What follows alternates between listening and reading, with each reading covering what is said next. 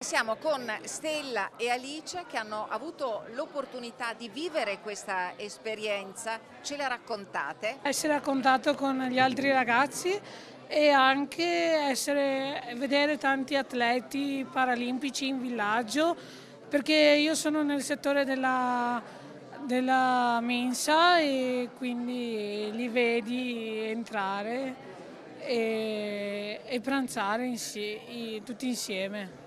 Ci hanno raccontato che è stato anche un po' complicato vivere insieme? È stato un po' complicato, ma noi ci vogliamo comunque lo stesso bene ed è una bellissima esperienza e opportunità che ci ha accolti in questo bellissimo paesaggio di Cortina.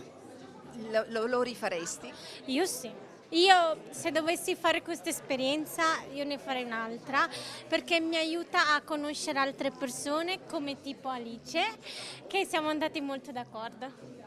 Voglio chiedervi l'ultima cosa sulle vostre famiglie.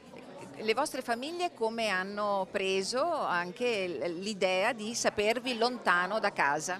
Ah beh, la mia famiglia è molto felice per me perché sto facendo una nuova esperienza e che mi auguro di farne altre per farmi crescere, insomma, perché vogliono che io cresca. E in più sono un po', li manco, ma io sono felice di essere qua e loro non mi mancano.